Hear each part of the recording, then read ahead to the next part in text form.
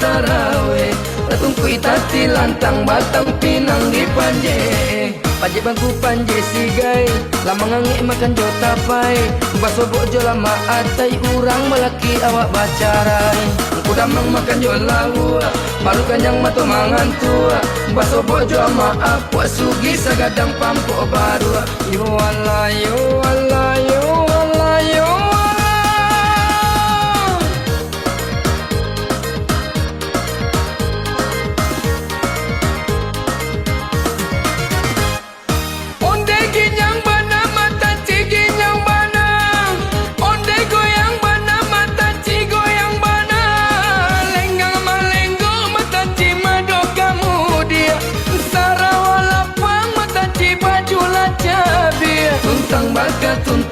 tuntang baru taraweh, ratungku itati lantang batang pinang di panje. Panje bangku panje sigai, lama ngangi makan jota pai. Baso bojo lama atai urang melaki awak bacarai. Ku damang makan jolau, baru kanyang mato mangan tua. Baso bojo ama aku sugi sagadang pampo baru. Yo Allah yo Allah yo Allah yo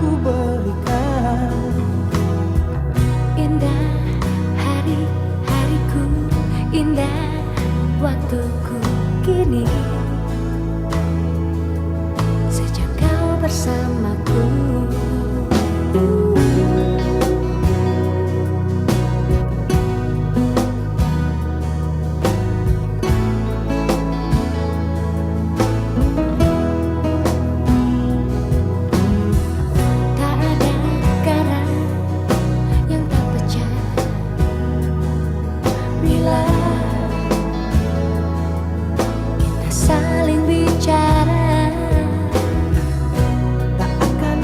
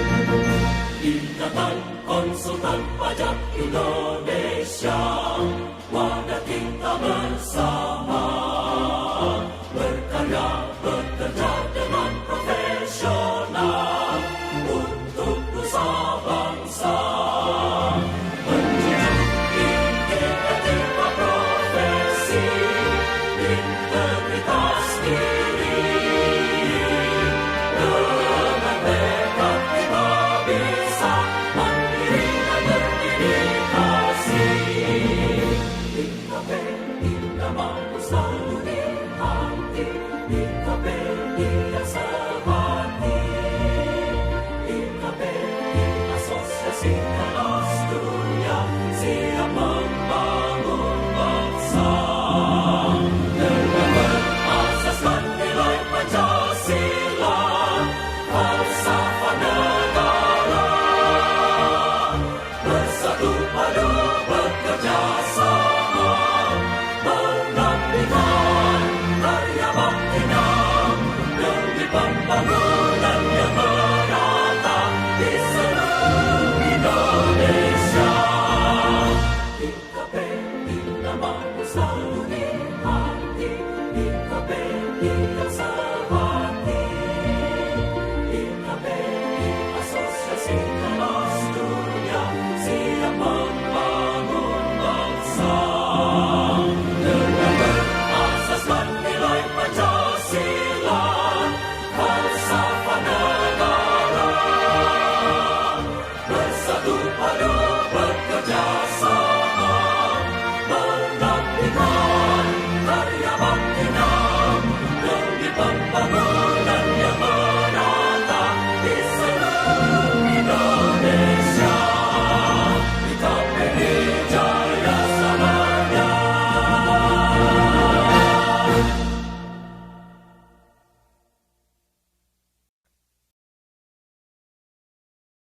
Assalamualaikum warahmatullahi wabarakatuh. Selamat malam, salam sehat bagi kita semua. Terima kasih Bapak Ibu ya telah memenuhi undangan kami dalam acara sharing session IKPI Jakarta Selatan. Jadi sharing session IKPI Jakarta Selatan ini merupakan program ya yang dibuat oleh pengurus dalam rangka ya social responsibility dan juga sharing untuk anggota IKPI Jakarta Selatan, anggota IKPI seluruh Indonesia, para akuntan publik, para akademisi dan juga wajib pajak semua.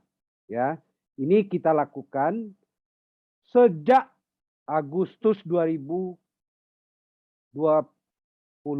ya. Jadi dengan adanya pandemi ini kita lakukan kegiatan supaya ilmu kita tetap bertambah dan membuka cakrawala kita terhadap dunia konsultan pajak ya. Jadi ini acara ini bisa 2 kali, 3 kali. Jadi yang mendaftar hari ini sebetulnya di atas 400 ya.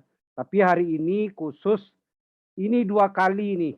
Karena kita mengikuti tata cara pengungkapan program pengungkapan sukarela kerjasama dengan Kanwil DJP Jaksel 2 yang berakhir tadi jam 5 ya. Jadi hari ini kita menampilkan ya salah satu anggota IKPI Jakarta Selatan yaitu Bu Ratna Febrina. Beliau sekarang partner dari SF Consulting, telah berpengalaman selama 25 tahun sebagai tech consultant di Arthur Andersen dan Ernst & Young Indonesia sebelum menjadi partner di SF Consulting ya. Pernah juga jadi auditor di Deloitte. Beliau ya sarjananya, bachelornya dari UI dan ada juga sarjana hukumnya dari Universitas 17 Agustus. Beliau adalah mempunyai sertifikasi untuk jadi kuasa hukum di pengadilan pajak. Jadi Bapak Ibu bisa nanya lah ya, bagaimana di proses keberatan mendampingi sebagai kuasa gitu ya. Di pemeriksaan keberatan juga bisa, bagaimana di banding gugatan termasuk mau ngajuin peninjauan kembali ke Mahkamah Agung ya. Beliau punya sertifikat C ya dan juga aktif di IKPI serta aktif juga di IAI. Sebelum kita masuk ke Bu Febrina, kami dulu mempersilahkan Bapak Jendana Manik sebagai Ketua IKPI Jakarta Selatan untuk memberikan kata pembuka. Waktu dan tempat dipersilahkan. Terima kasih Pak Pur. Makasih. Masih semangat ya. Santai lah. Kalau berbagi ini santai-santai aja Pak Jenda. Selamat malam juga Ibu Ratna. Bu Ratna ini kan teman lama kita juga di Jaksel. Bukan teman lama ya. Pernah jadi pengurus juga di Jaksel, Pak. Nah, malam Pak Jenda, apa kabar? Salam sehat selalu Bu Ratna. Jadi keluaran IKPI Jaksel ini pintar-pintar ya Pak Jenda ya. Baik, selamat malam Bapak Ibu sekalian. Ya, memang hari ini IKPI Jakarta Selatan ini yang kedua melakukan sharing session mengenai sosialisasi pajak. Tadi sore kita membicarakan PPS, sekarang materinya bagaimana tata cara menghadapi keberatan banding dan PK. Yang tentunya dibawa oleh rekan kita, Ibu Ratna Febrian, yang tidak asing lagi seperti disampaikan oleh Pak Pur tadi. Saya nggak panjang lebar menceritakan CV-nya beliau, tidak diragukan lagi lah, gitu ya. Sekarang beliau pengurus IKPI Pusat. Mudah-mudahan sharing session-nya Jakarta Selatan ini tetap berkenan kepada semua anggota IKPI Jakarta Selatan. Kita dukung program ini semua biar pengetahuan kita bersama makin hari makin berkualitas. Untuk itu saya tidak lama-lama Pak Pur ya. Biar bisa mendengarkan dengan tekun. Ibu Ratna yang malam ini tentunya sangat cantik saya lihat. Yang tadinya udah cantik. Aduh, terima kasih Pak Jenda. Silakan Bu Ratna. Tumben-tumben nih ada yang muji saya nih. Kami akan simak dengan seksama Bu. Silakan Pak Pur. Lanjut Ya. Pak Pur, Bu Rana, Terima silakan. kasih Bu Ketua. Begitulah Bapak Ibu ya. Kalau kami di Pijaksel ini kadang-kadang sering ledek-ledekan sama senior juga. Jadi bercanda ya, tapi saling mencerahkan. Baiklah, tanpa panjang waktu, saya persilakan Ibu Ratna Febrina untuk memaparkan materi. Tolong dibantu Angga ya, sampai jam 20.15. Nanti sisanya kita gunakan untuk tanya jawab. Terima kasih Bu. Ya, terima kasih Pak Pur. Ya. Assalamualaikum warahmatullahi wabarakatuh. Selamat malam Waalaikumsalam. Bapak-Bapak, Ibu-Ibu sekalian. Salam sejahtera bagi kita semua. Yang terhormat Pak Jenda Damanik, Sang Ketua IKPI Jakarta Selatan. Yang sangat fenomenal ya Bu. Ya dulu saya waktu jadi pengurus bareng sama Pak Jenda. Jadi tahun berapa ya Pak ya? 8 tahun yang lalu kali ya. Iya. Agak lama gitu ya. 2 kali pengurusan kalau nggak salah dulu juga ya Pak ya. Lupa. Iya Bu Rana. Ya. Kemudian yang terhormat juga Pak Pur nih harus terima kasih dengan Pak Pur nih. Ini Pak Pur ini ininya apa bosnya sharing session ini untuk IKPI Jaksel nih. Nah, kalau tanpa Pak Pur nih sharing session nggak berjalan nih. Ya, malam ini saya diminta oleh Pak Pur untuk bawain sharing session dengan topik kuasa khusus wajib pajak gitu. Waktu Pak Pur kontak saya, waduh Pak Pur, ini bener nih topiknya ini. Kan ini anggota pada jago-jago semua nih, ngomong apa gitu. Pak Pur bilang, udah sharing aja pengalamannya gitu ya. Saya percaya bapak-bapak dan ibu-ibu nih semuanya jago-jago dan sudah berpengalaman. Jadi mohon masukannya, kalau misalnya apa yang saya bicarakan ini ada yang kurang tepat gitu, mohon diluruskan.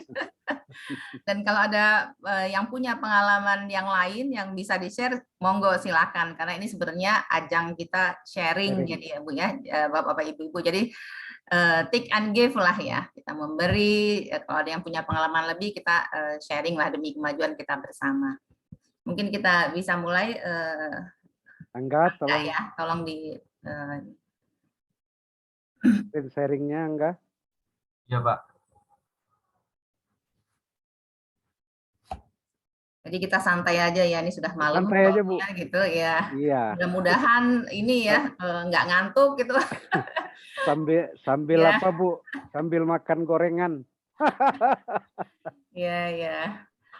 Jadi jangan sampai suara saya mendayu-dayu jadi nyebabin makin ngantuk gitu. Ya. Oke, mungkin bisa full page-nya. Bisa dipenuh apa gambarnya? Nah. Gambar penuh kali ya. Nah, ya. Next slide. Ya. Jadi ini adalah poin-poin yang akan saya jelaskan. Kuasa secara umum itu apa, kemudian pengaturannya dalam undang-undang perpajakan kita itu bagaimana, kemudian penerapannya pada tingkat DJP, ya tingkat DJP itu pada saat pemeriksaan, keberatan gitu ya. Kemudian juga penerapannya pada tingkat pengadilan pajak kalau ada banding atau gugatan, kemudian juga penerapannya pada tingkat Mahkamah Agung gitu. Kemudian juga format surat kuasa itu seperti apa sih, kemudian juga isu-isu yang timbul dalam pemberian kuasa ke wajib pajak, ini praktik yang terjadi apa aja yang suka kita temuin gitu ya. Next slide. Ya. Kuasa secara umum saya ambil dari KUH Perdata kita. Di pasal 1792 KUH Perdata itu dijelaskan bahwa pemberian kuasa itu adalah satu persetujuan ya, yang berisikan pemberian kekuasaan kepada orang lain yang menerimanya. Jadi ada yang memberi kuasa, ada yang menerima kuasa untuk melaksanakan sesuatu ya, untuk mengerjakan sesuatu atas nama orang yang memberikan kuasa gitu ya. Jadi di sini kalau kuasa itu ada yang memberi, ada yang menerima, kemudian untuk apa itu kuasa itu diberikan, dan itu dilaksanakan atas nama yang memberikan kuasa.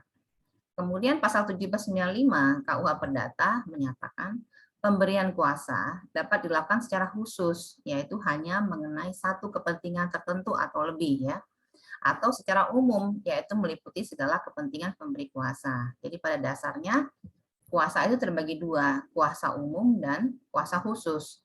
Jadi kalau kuasa umum itu sifatnya umum, tapi kalau kuasa khusus disebutkan secara spesifik kuasanya itu atas apa saja, satu kepentingan tertentu atau lebih gitu ya. Next slide. Nah, kalau kita ngelihat di peraturan perpajakan itu ada di KUP ya, pasal 32 ayat 3. Kuasa konsultan pajak itu termasuk dalam surat kuasa khusus ya. Kalau kita lihat KUP pasal 32 ayat 3, orang pribadi atau badan itu dapat menunjuk seorang kuasa dengan surat kuasa khusus untuk menjalankan hak dan memenuhi kewajiban sesuai dengan ketentuan peraturan perundang-undang perpajakan. Jadi surat kuasanya itu khusus untuk menjalankan hak dan pemenuhan kewajiban sesuai dengan ketentuan peraturan perundang-undangan perpajakan. Kemudian di pasal 1 PMK 229 ya tahun 2014. Mungkin PMK ini nggak lama akan diganti gitu ya dengan Undang HPP. Tapi sebelum ada peraturan pelaksanaan Undang-Undang HPP yang baru, kita refer ke sini dulu ya. Di dalam pasal 1 PMK 229 menyatakan seorang kuasa adalah orang yang menerima kuasa khusus dari wajib pajak untuk melaksanakan hak dan atau memenuhi kewajiban perpajakan tertentu dari wajib pajak sesuai dengan ketentuan peraturan perundang-undangan di bidang perpajakan. Jadi menegaskan bahwa kuasa konsultan pajak itu adalah kuasa khusus. Next slide. Kalau kita lihat di IKPI, itu ada standar profesi. Di standar profesi juga ada tuh, disinggung-singgung sedikit masalah kuasa, yaitu di bagian 58. Bagian 58 itu bagian beracara di hadapan otoritas pajak dan pengendalian pajak. Dalam poin 581 dijelaskan bahwa di standar profesi IKPI, anggota perlu merujuk kepada peraturan yang berlaku sebagai panduan anggota yang bertindak selaku kuasa yang mewakili klien di hadapan otoritas pajak dan sebagai kuasa hukum pada pengendalian pajak. Jadi di sana profesi kita juga ada menyinggung masalah kuasa, bahwa kalau anggota IKPI itu bertindak selaku kuasa mewakili klien itu harus merefer ke peraturan yang ada sebagai panduan untuk mewakili klien baik di hadapan otoritas pajak ataupun sebagai kuasa hukum itu di pengadilan pajak. Kemudian next slide. Nah, di kode etik juga ada menyinggung sedikit masalah kuasa. Itu dalam pasal 5 ya, hubungan teman seprofesi. Jadi ini kan untuk apa ya? Menjaga hubungan sesama teman seprofesi gitu ya. Jadi kalau misalnya ada pergantian kuasa, maka kita tuh harus meyakinkan secara jelas dan secara legal bahwa klien tersebut telah mencabut kuasanya dari konsultan pajak lain tersebut, atau konsultan pajak lain tersebut telah membatalkan kuasa yang diterima dari klien gitu ya. Jadi kalau ada perpindahan kuasa, misalnya nih lagi di tengah jalan ya, misalnya PTA nih, dia pakai konsultan Bapak X gitu.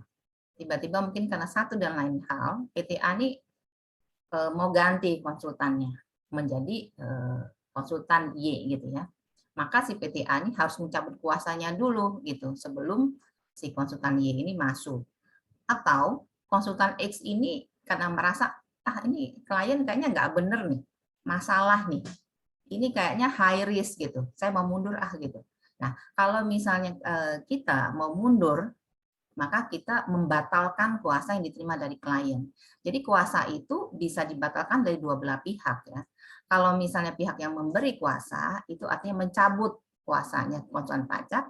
Tapi kalau konsultan pajak itu mengundurkan diri, maka dia membatalkan kuasa yang diterima dari klien. Jadi dua-duanya itu possible ya, baik dari pemberi kuasa maupun penerima kuasa bisa membatalkan surat kuasa. Kemudian ini kalau misalnya yang tadi yang dia berganti konsultannya, maka konsultan yang baru itu menerima penugasan dari klien setelah menerima surat pencabutan pemberian kuasa kepada konsultan pajak semula atau menerima surat pembatalan kuasa dari konsultan pajak semula. Jadi kalau menurut kode etik kita harus meyakinkan dulu kalau terjadi perpindahan klien bahwa klien itu sudah mencabut, sudah memperlihatkannya ke kita atau juga ada surat pembatalan dari konsultan pajak semula. Next slide. Mungkin Bapak dan Ibu-Ibu juga sudah pernah mendengar ya bahwa tahun 2017 yang lalu itu ada putusan mengenai uji materi terhadap pasal 32 ayat 3A Undang-Undang KUP. Kenapa sih ada pengujian materi tentang kuasa wajib pajak? Masalahnya di mana di gitu pasal 32 ayat 3A Undang-Undang KUP. Next slide. Nah, di Undang-Undang sorry ini bukan KUHP ya, mohon maaf nih, Undang-Undang KUP harusnya ya. Mohon maaf nih. Di Undang-Undang KUP pasal 32 ayat 3A itu menyatakan persyaratan serta pelaksanaan hak dan kewajiban kuasa sebagaimana dimaksud pada ayat 3 diatur dengan atau berdasarkan peraturan Menteri Keuangan gitu ya. Nah, ini yang mengajukan uji materi ini menyatakan ini nggak benar nih gitu. Yang namanya peraturan Menteri Keuangan itu tidak boleh membatasin ya hak orang untuk menjadi konsultan pajak. Karena di sini ditulis persyaratan untuk menjadi kuasa itu akan diatur dengan peraturan Menteri Keuangan. Nah, hal-hal yang membatasin hak seseorang itu tidak boleh diatur dalam peraturan Menteri Keuangan. Harusnya diatur di dalam undang-undang. Ini sebenarnya masalahnya. Jadi harusnya undang-undang lah yang mengatur kalau ada pembatasan. Misalnya syarat menjadi konsultan pajak itu apa? Harus punya brevet, harus lulus atau apa segala ya yang diatur itu. Nah itu tuh persyaratan itu atau mempunyai kompetensi perpajakan gitu ya. Itu harus ada di undang-undang. Sedangkan peraturan Menteri Keuangan itu hanya mengatur sesuatu yang sifatnya teknis administratif. Nah, Undang-Undang KUP kita yang dulu pasal 32 ayat 3A ini membatasin di undang-undang. Jadi itu yang dipermasalahkan. Jadi ini harusnya tidak bisa di situ. Pendelegasiannya itu nggak tepat gitu ya. Nah, pasca keputusan uji materi dari Mahkamah Konstitusi ini, pasal 323A ini kan jadi nggak berlaku ya. Sempat waktu itu kan ada isu yang beredar. Kalau gitu semua orang bisa dong jadi kuasa kalau gitu. Karena nggak jelas karena yang 323A ini kan uji materi kan artinya kan tidak berlaku lagi gitu. Emang betul ya sebenarnya itu. Nah, Undang-Undang HPP yang baru kemudian sudah memperbaiki itu.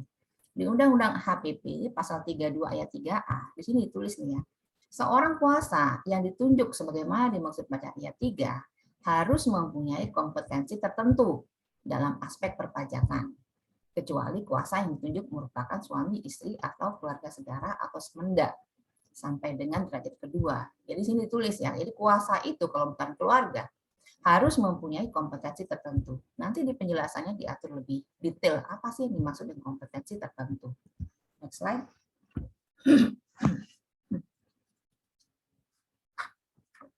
Kalau kita melihat Undang-Undang HPP pasal 32 ayat 3, di sini ini bukan yang diuji materi ya, yang diuji materi itu ayat 3.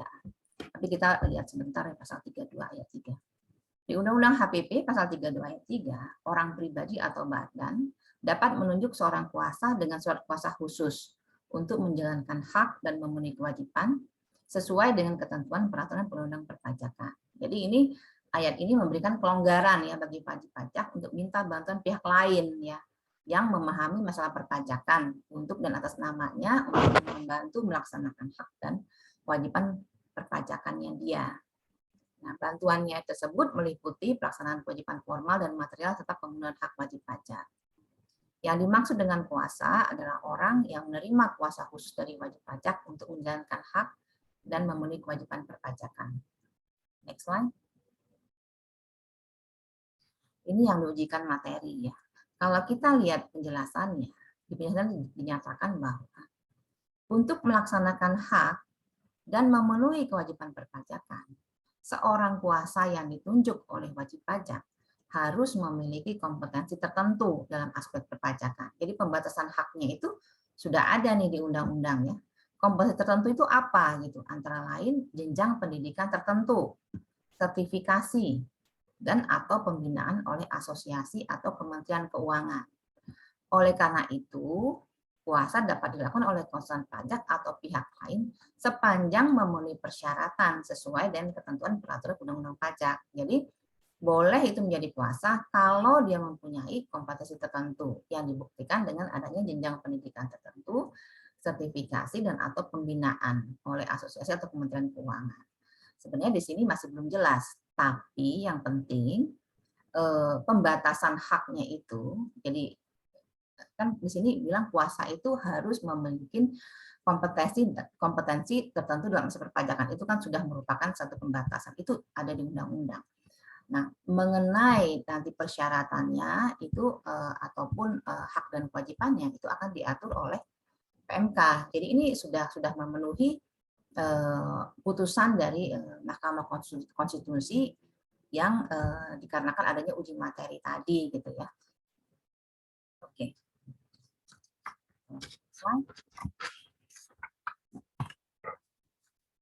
Nah, ini penerapan puasa pada tingkat DJP ya. Jadi tingkat DJP. Nah, ini bagaimana nih? Nah, ini saya masih merefer ke PMK 229 tahun 2014 untuk sementara ya. Nanti kalau ada implementation regulation-nya ini menjadi tidak berlaku lagi dan itu pasti akan ada implementation regulation-nya. Nah, di tingkat DJP itu ada syaratnya untuk menjadi puasa. Syaratnya apa gitu? Menguasai ketentuan peraturan perundang-undangan di bidang perpajakan. Memiliki surat kuasa khusus dari wajib pajak yang memberi kuasa. Nah, ini harus ini ya, suka ada masalah nih, surat kuasanya tuh khusus gitu ya. Jangan salah gitu.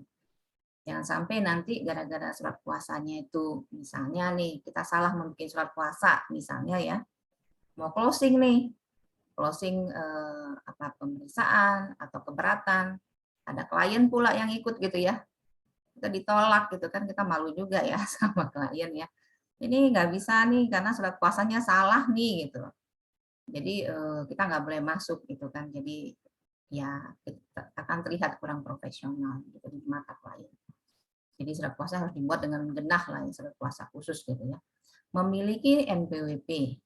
Kemudian telah menyampaikan surat pemberitahuan tahunan pajak penghasilan tahun pajak terakhir. Jadi si konsultan harus menunjukkan bahwa sebenarnya dia apa ya, maunya kantor DJP itu menunjukkan bahwa kamu sebagai konsultan itu harus memberi contoh dong, SPT tahun terakhir harus masuk gitu ya.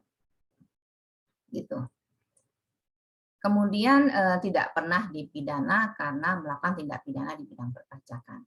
Nah, kuasa ini bisa diberikan kepada karyawan wajib pajak ataupun konsultan pajak. Kalau diberikan kuasanya ke karyawan wajib pajak, itu harus memiliki sertifikat brevet di bidang perpajakan atau ijazah pendidikan formal di bidang perpajakan, sekurang-kurangnya tingkat diploma 3, kemudian ada sertifikat konsultan pajak. Kemudian konsultan pajak memiliki izin praktek konsultan pajak, kemudian menyerahkan surat pernyataan sebagai konsultan pajak. Nah, ini yang harus diingat ya, satu surat kuasa khusus hanya untuk seorang kuasa dan untuk satu pelaksanaan hak dan atau pemenuhan kewajiban perpajakan tertentu. Jadi satu surat kuasa itu hanya ditujukan kepada satu orang kuasa, kemudian di surat kuasanya itu harus merefer kepada ini untuk apa gitu. Kalau misalnya untuk pemeriksaan pajak tahun berapa gitu, harus detail gitu. Oke, next slide.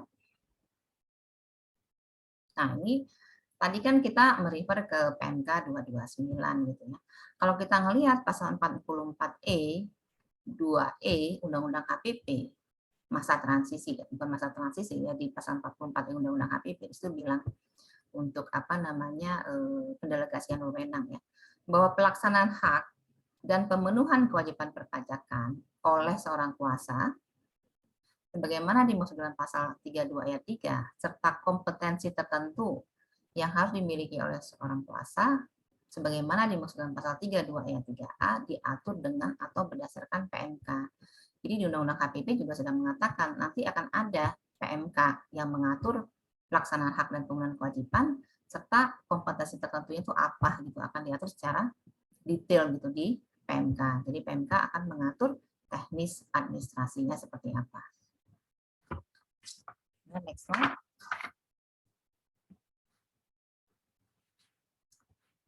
Nah, di SE 02 ya, PJ/2017/BP angka 3 ini mengenai pelaksanaan hak dan atau pemenuhan kewajiban perpajakan setelah dikuasakan. Jadi ini juga sementara ya Bapak dan Ibu. Nanti sebelum PMK keluar, nanti PMK keluar akan ada turunan peraturan pelaksanaan lainnya gitu ya.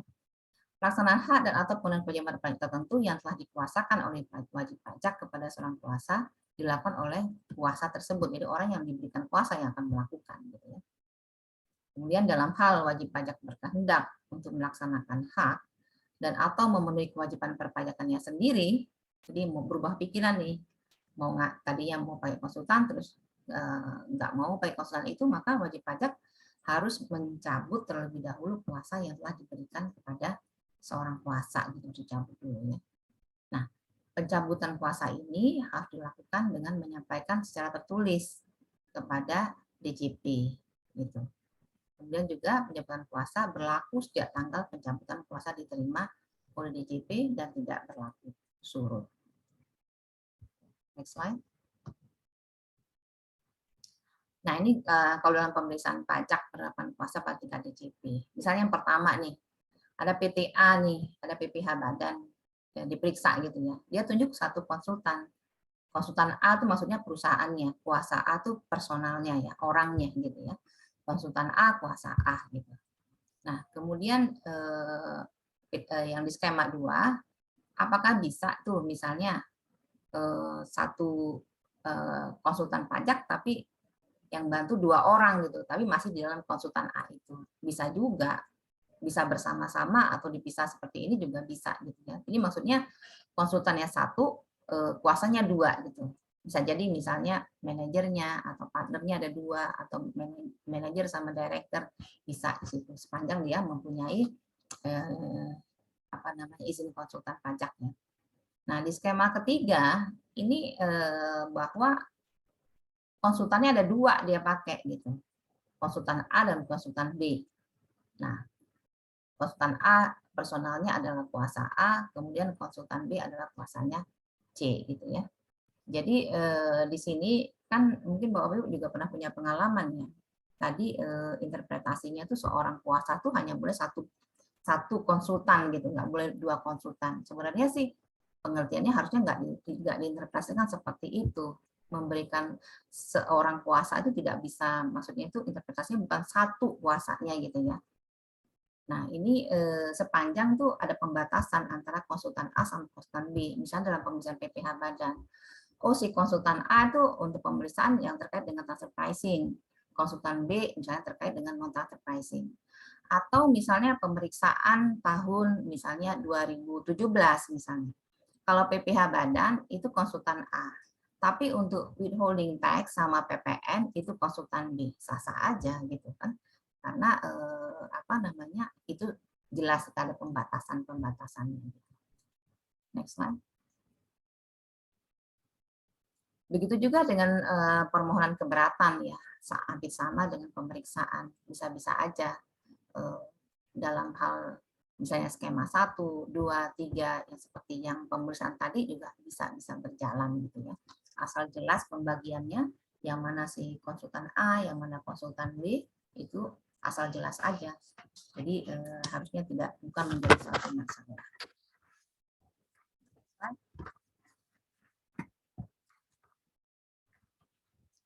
Nah, untuk pengadilan pajak ya, pelaksanaan hak dan atau pemenuhan kewajiban perpajakan setelah dikuasakan di dalam Per 01/PP 2018 itu kan kalau kita di pengenalan pajak itu kuasa hukum itu ada 2 ya, kartunya juga berbeda-beda gitu ya.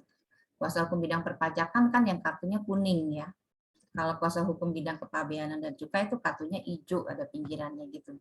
Jadi kalau misalnya kita punya izin kuasa hukum bidang perpajakan, itu hanya dapat mendampingi atau mewakili pemohon banding atau penggugat untuk sengketa pajak gitu ya. Tapi kalau kita punyanya yang hijau aja, itu hanya dapat mendampingi atau mewakili pemohon banding atau penggugat dalam beracara di badan pajak untuk sengketa, mohon maaf nih salah lagi nih, untuk sengketa kepabeanan dan cukai gitu ya. Jadi ini disesuaikan ya. Mohon maaf ya, ini ada salah. Jadi sesuai dengan izinnya ya. Jadi kalau punya yang kuning boleh hanya pajak, tapi kalau yang hijau itu bidang kepabeanan dan cukai. Gitu. Next slide. Nah, ini penerapan kuasa pada tingkat pengalihan pajak itu diatur sebenarnya di PMK 184 tahun 2017. Jadi merupakan warga negara Indonesia, kemudian mempunyai pengetahuan yang luas dan keahlian tentang peraturan perundang-undangan perpajakan gitu ya. Mempunyai ijazah sarjana, diploma 4 di bidang administrasi fiskal, akuntansi, perpajakan atau kepabeanan dari perguruan tinggi terakreditasi atau ijazah sarjana diploma 4 dari perguruan tinggi yang terakreditasi selain dalam bidang di atas dilengkapi dengan salah satu bukti tamat sebagai berikut gitu ya. Jadi bisa ijazah diploma 3 perpajakan, kemudian brevet perpajakan, sertifikat keahlian kepabeanan atau surat atau dokumen yang menunjukkan pengalaman pernah bekerja pada instansi pemerintah di bidang teknis perpajakan. Jadi kalau kuasa hukum itu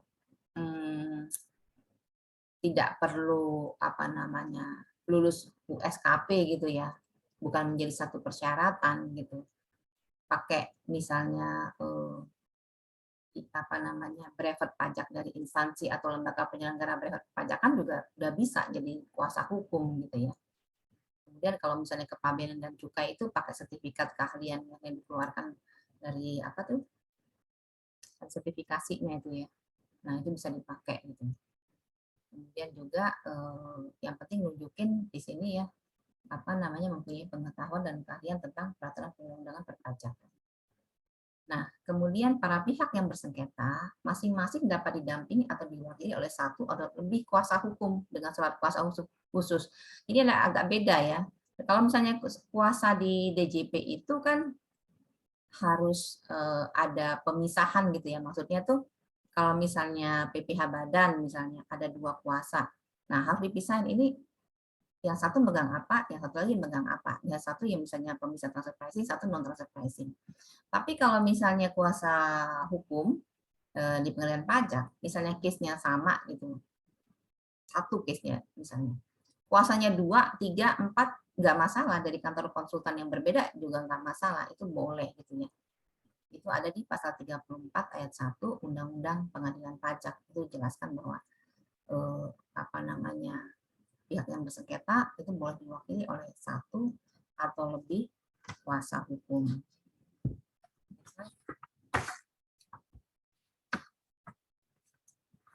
Ini lanjutan dari yang tadi ya, bersatu jadi kuasa hukum, mempunyai NPWP, mempunyai bukti lapor ekspedisi tahunan, PPOP 2 tahun terakhir, membuat SKCK ya.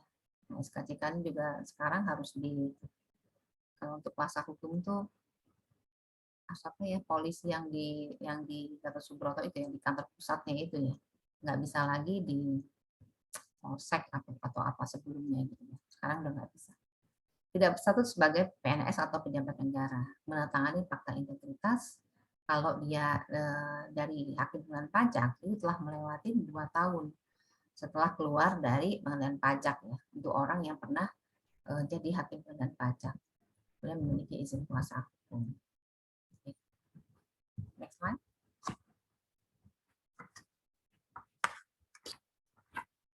Nah, yang perlu diperhatikan ya, menurut saya nih, mungkin bapak-bapak ibu-ibu yang punya pengalaman yang lebih, saya percaya mungkin ada hal-hal yang lain yang belum tercover, ya silakan aja kita sharing. Yang perlu diperhatikan dalam surat kuasa hukum pengadilan pajak ya, kalau diwakili oleh lebih dari satu orang kuasa, itu maka di surat kuasa itu mencantumkan hak substitusi. Jadi ini penting ya, kenapa gitu? Kadang-kadang karena ada satu dan lain hal. Misalnya kalau kuasa cuma satu, kemudian berhalangan, kalau nggak ada hak substitusi, ya nggak boleh gitu, nggak boleh menggantikan. Nah biasanya dalam surat kuasa itu ditulis baik secara sendiri-sendiri ataupun bersama-sama gitu. Jadi kalau ada apa-apa sendiri-sendiri, jadi nggak perlu misalnya kuasanya ada 2, nggak perlu dua-duaan terus, karena di surat kuasanya ditulis ya baik secara sendiri-sendiri maupun bersama-sama, dan mencantumkan hak substitusi. Itu penting kalau untuk di pengadilan pajak gitu ya. Jangka waktu izin kuasa ya, surat kuasa mengacu pada izin kuasa yang masih berlaku kemudian mengganti POA apabila terdapat pergantian izin kuasa ya, baik disebabkan oleh perpanjangan izin maupun permohonan baru. Sebenarnya kalau kuasa hukum itu masa berlakunya 2 tahun ya, dan itu harus diperpanjang terus. Kemudian lampiran surat kuasa nih, kalau pada saat kita sidang itu biasanya kita membuat fotokopi ya dan menunjukkan asli kartu izin kuasa hukum. Biasanya hakim akan minta nih lokasi fotokopi aslinya mana, ditunjukkan juga. Kemudian keputusan untuk izin kuasa hukum kita bawa yang aslinya juga, fotokopi kita serahkan ke ke majelis. Kemudian KTP pemberi kuasa dan penerima kuasa. Kalau misalnya pemberi kuasanya orang asing, paspornya dibawa. Kemudian akte perusahaan yang menunjukkan pemberi kuasa berhak memberikan kuasa kepada penerima kuasa. Artinya pemberi kuasa ini masuk dalam pengertian pengurus sesuai dengan Undang-Undang KUP gitu ya. Kalau misalnya pemberi kuasanya itu nggak masuk, itu nggak bisa, surat kuasanya jadi nggak berlaku gitu. Next slide. Nah ini kalau dibanding agak beda nih dengan yang tadi yang di kantor pajak ya. Misalnya nih di PPh Badan, cap-nya ada 1, case-nya ada 1, cuma 1 kok. Boleh nggak pakai konsultan misalnya, konsultannya kantor konsultannya A, terus ada kuasanya 2 orang, boleh gitu. Boleh nggak misalnya konsultannya 2 gitu, ada konsultan A, konsultan B, boleh juga, 3 juga boleh gitu. Jadi agak berbeda ya. Kalau misalnya di kantor pajak kan harus dipisah ya. Kalau PPh Badan ini konsultan A megang yang mana, konsultan B yang megang yang mana gitu, harus khusus gitu ya. Karena seorang kuasa tadi. Gitu. Next slide. Nah, ini kalau tadi kita ngomong di pengadilan pajak gitu ya. Bagaimana dengan penerapan kuasa pada tingkat Mahkamah Agung? Kuasa di Mahkamah Agung itu bagaimana gitu? Nah, ini saya merefer ke pasal 1 angka 2 Undang-Undang Nomor 18 tahun 2003 ini Undang-Undang Advokat ya. Di situ dibilang bahwa jasa hukum adalah jasa yang diberikan advokat berupa memberikan konsultasi hukum, bantuan hukum ya, menjalankan kuasa, mewakili, mendampingi, membela dan melakukan tindakan hukum lainnya untuk kepentingan hukum klien. Nah, di Mahkamah Agung sendiri pengalaman tuh hakim agung tuh nggak sama gitu ya. Jadi ada hakim agung yang berpendapat karena ini sifatnya bantuan hukum, maka kuasa hanya boleh dilakukan oleh orang yang memiliki izin advokat ya. Tapi di Mahkamah Agung juga ada hakim agung yang berpendapat kuasa itu boleh dilakukan oleh orang yang memiliki izin advokat atau izin kuasa hukum pengadilan pajak. Karena sebenarnya kan kuasa hukum di pengadilan pajak itu adalah orang yang mempunyai kompetensi di bidang perpajakan, harusnya tuh bisa mendampingin gitu ya. Cuma kan kalau di tingkat Mahkamah Agung ini kan tidak ada tidak ada sidang ya. Jadi sebenarnya kepentingan untuk terkuasa itu cuma untuk pembuatan surat aja, pembuatan surat PK ya. Nah, dalam pembuatan surat PK itu kan kalau misalnya kita diberikan kuasa, maka kita boleh misalnya yang diberikan kuasa oleh misalnya PTA itu untuk menandatangani itu. Nah, itu bisa, cuma hati-hati gitu ya, karena ada masalah ini untuk konservatif aja. Menurut saya ya, kita nggak tahu siapa yang akan proses di MA. Jangan sampai gara-gara itu surat PK kita tidak memenuhi syarat formal. Kalau kita tidak mempunyai izin advokat, lebih baik yang menandatangani itu adalah direktur dari perusahaan klien kita, gitu ya. Karena kita nggak tahu apa yang terjadi, kan tidak ada surat menyurat, tidak ada sidang, tahu-tahu ditolak aja dengan formal, kan nggak lucu ya. Jadi kalau kita mempunyai izin advokat, itu secara lebih aman ya, konservatif, karena pada dasarnya kan advokat itu bisa memberikan bantuan hukum di level mana aja advokat itu. Jadi ya itu sekedar sharing saya. Next slide. Nah, kalau untuk di DJP itu ada format surat kuasanya ya. Jadi kalau kita lihat di sini nih, saya cantumkan nih format surat kuasa. Ini surat kuasa khusus wajib pajak gitu. Jadi kalau misalnya ada keperluan-keperluan pekerjaan mewakili wajib pajak, mewakili klien di tingkat DJP ya, dalam tahapan apa namanya, misalnya pengurusan pemeriksaan, keberatan, atau mengurus PBK, atau misalnya hal-hal lain lah yang berhubungan dengan DJP, itu kita pakai surat kuasa khusus ini. Jadi di sini yang pertama di bawah ini pakai aja format ini, karena ini format dari DJP ya. Jadi ada nama, alamat, jabatan, nama wajib pajak. Jadi ini yang memberikan kuasa ya. Dengan ini memberikan kuasa kepada, nah ini penerima kuasa, untuk melakukan hak dan atau memenuhi kewajiban perpajakan berupa apa ya, berkenaan dengan jenis pajak apa, masa pajak, atau bersama ini kami lampirkan yang tadi syarat-syarat dari konsultan pajak. Nah ini kita juga harus hati-hati ya, misalnya pada saat pemeriksaan gitu ya, harus jelas gitu, misalnya perpajakan berupa misalnya berkenaan dengan pemeriksaan pajak sesuai dengan surat pemberitahuan SP3 nomor berapa tahun berapa gitu ya. Nah, kemudian juga harus ditulis bahwa misalnya kuasa ini meliputin apa aja gitu ya. Misalnya menyerahkan dokumen, mendampingi klien, membuat surat tanggapan SPHP, mendampingin klien pada saat pembahasan, misalnya menandatangani berita acara hasil pemeriksaan. Kalau misalnya itu nggak details ya, misalnya ya silent, misalnya hanya mendampingi pemeriksaan aja. Kemudian tidak ada yang namanya mendampingin pada saat pembahasan. Nah di lapangan mungkin bapak ibu juga ada yang punya pengalaman, kadang-kadang interpretasi berbeda-beda dari pemeriksa pajak. Nah ini kan tidak ada nih mendampingin atau apa ya, ini kita nggak diterima. Jadi sebaiknya ditulis selengkap-lengkapnya supaya tidak ada masalah di kemudian hari ya. Jangan sampai waktu sudah mepet terus nggak diterima oleh pemeriksa, kemudian juga yang memberikan kuasa juga tidak ada di tempat, jadi repot nantinya. Kemudian bagaimana untuk format surat kuasa untuk pengadilan pajak gitu ya? Itu tidak untuk pengadilan pajak maupun untuk MA ya, jadi tidak terdapat aturan baku ya terhadap format surat kuasa. Nah ini pengetahuan saya ya, saya nggak tahu, mungkin aja ada teman-teman yang tahu, oh sebenarnya ada tuh format yang baku surat kuasa untuk pengadilan pajak, boleh kita sharing di sini. Nah ini menurut saya nih ya, di KUH Perdata pasal 1792 dan 1795 itu kita dapat menyimpulkan ya bahwa surat kuasa khusus terdiri dari 3 unsur ya, adanya pemberi dan penerima kuasa, kemudian untuk dan atas nama pemberi kuasa gitu ya, melakukan sesuatu jadi dikasih kuasa gitu ya, pada hal-hal atau tindakan yang terbatas pada apa yang ditulis atau dikuasakan gitu. Nah syarat tersebut bersifat kumulatif, jika tidak terpenuhi salah satunya maka surat kuasa cacat formil, dengan sendirinya surat kuasa tidak sah. Nah selain itu kalau di MA atau di MA ya, di tingkat peradilan sebenarnya pengadilan ya, itu ada surat edaran Mahkamah Agung nomor 2 tahun 59 ya.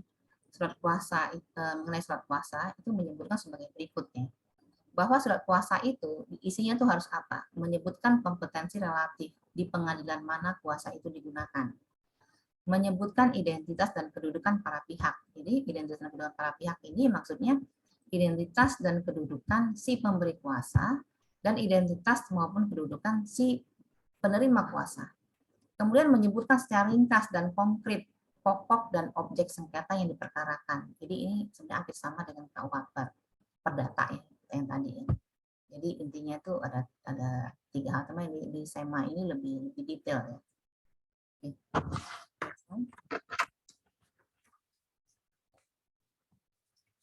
Nah ini isu yang timbul ya, kalau pemberian kuasa ke wajib pajak nih. Ini yang saya temuin gitu ya, mungkin bapak-bapak ada hal-hal yang lain juga yang ditemuin ya, mengenai formal izin kuasa gitu ya. Jadi misalnya jangka waktu izin kuasanya, kalau di izin kuasa,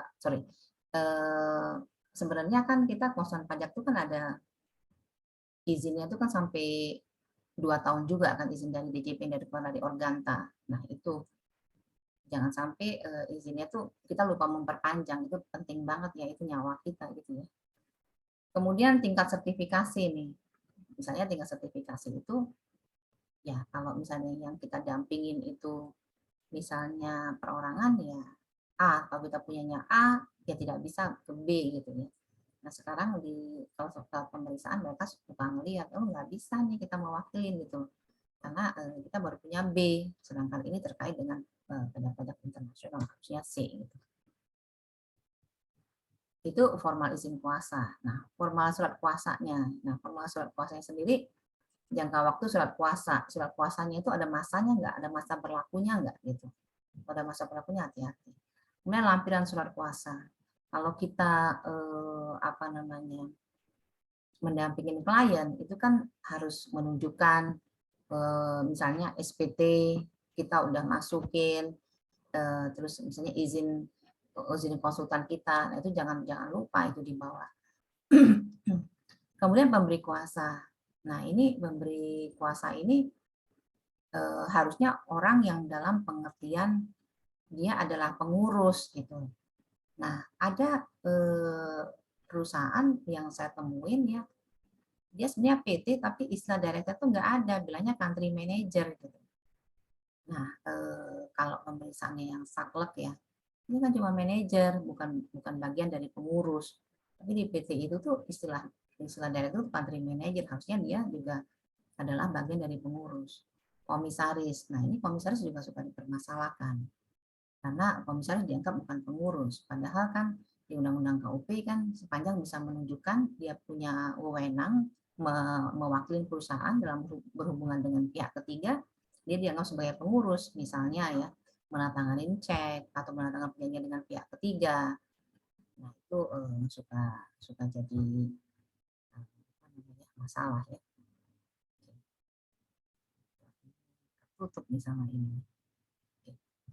Kemudian penandatangan pemberi kuasa, pengurusnya berada di luar negeri, waktu yang memberi kuasa di luar negeri. Nah ini juga ada hal-hal yang perlu dilakukan. Nanti kita bahas lebih detail di slide berikutnya. Oke, next slide.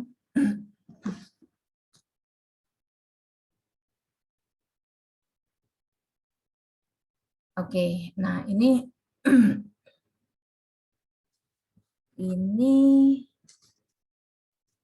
sebenarnya ini sama dengan yang tadi ya, ini detailnya sebenarnya ya. Kita lewatin aja. Next slide.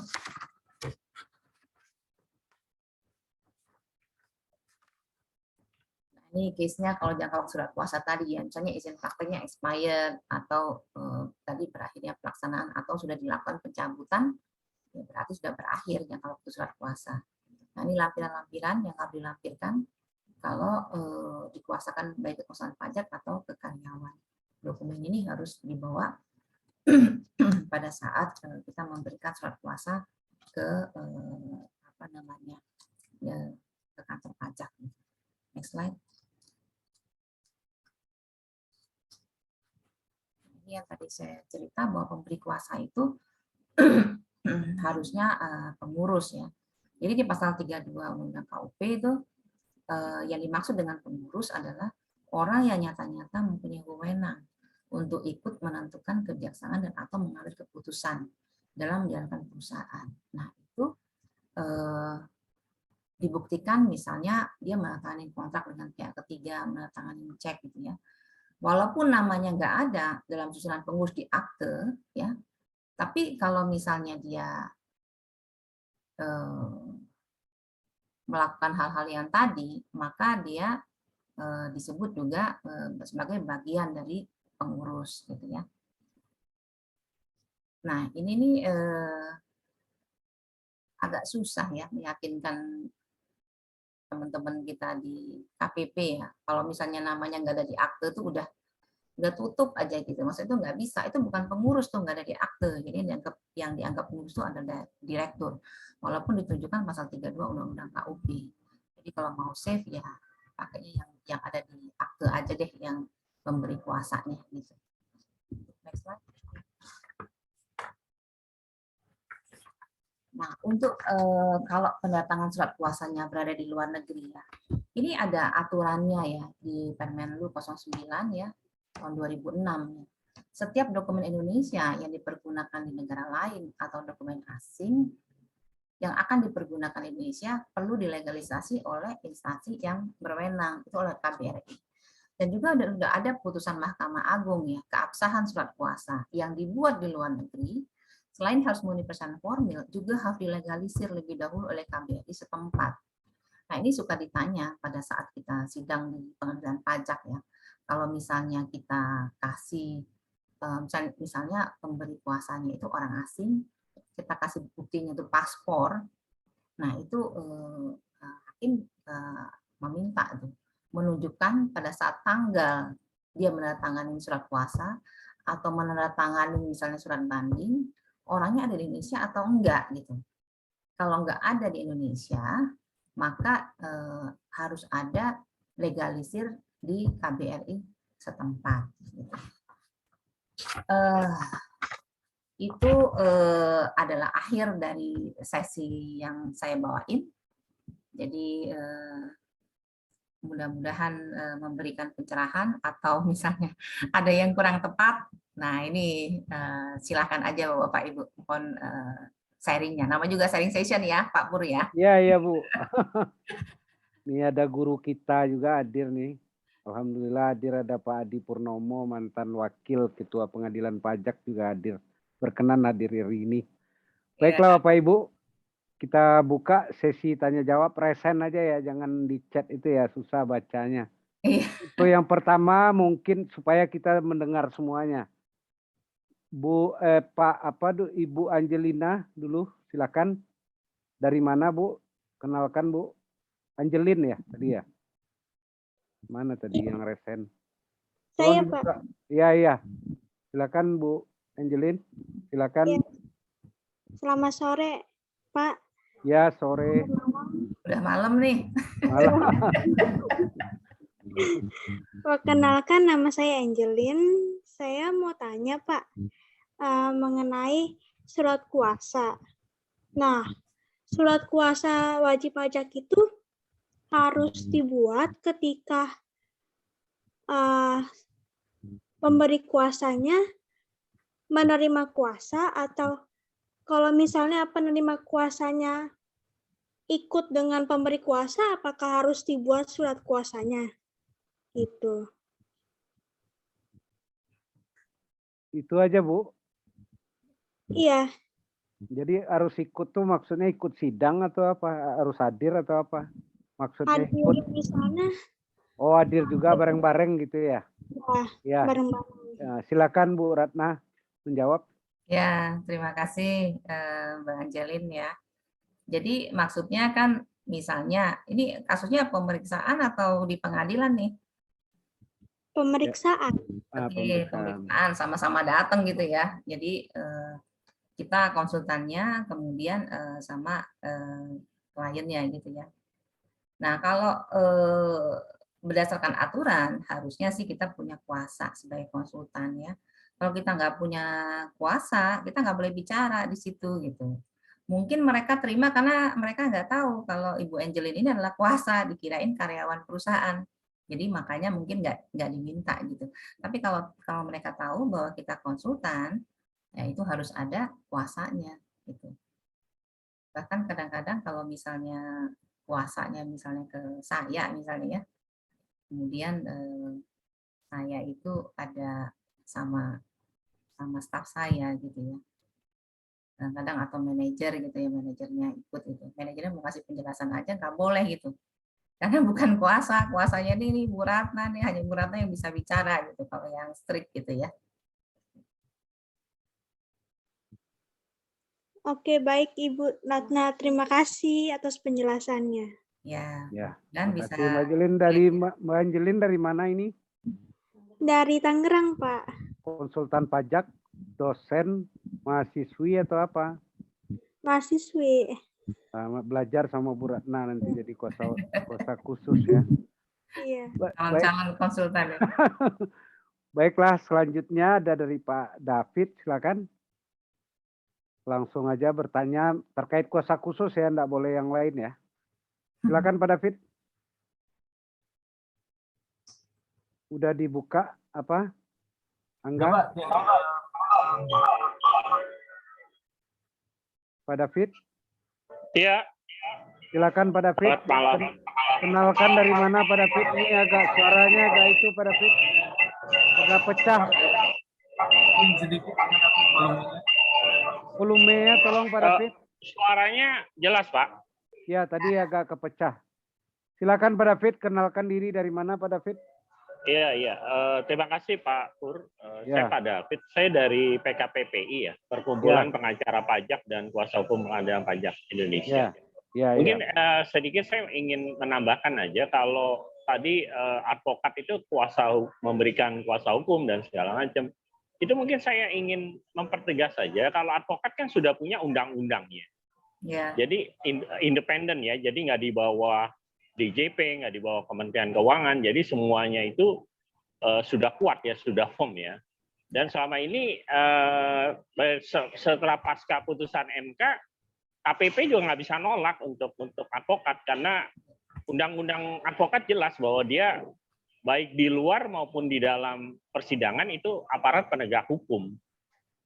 Jadi pernah waktu itu dari pengalaman ya, ada KPP yang mungkin belum familiar dengan putusan MK karena putusan MK itu sudah banding dan mengikat. Jadi dia masih menanyakan macam-macam, lalu advokat bilang bikin surat deh kalau misalnya masih nolak-nolak nggak berani itu KPP. Ya, jadi advokat itu bukan sebatas hanya memberikan kuasa hukum dan segala macam, tapi mengikat dia aparat penegak hukum kan itu sudah firm ya di undang-undang advokat. Baik di luar maupun di dalam pengadilan gitu. Jadi mungkin itu sedikit saya menambahkan dan mengenai PP nomor 74 pasal 32 ayat 1 karena sudah ada putusan MK itu emang belum dicabut ya. Kalau dicabut kan MA pasti akan ngeluarin statement ya, peraturan ya pencabutan. Tapi karena putusan MK ini bersifat banding dan mengikat, jadi PP nomor 74 artinya yang di bawah undang-undang pasal 32 ya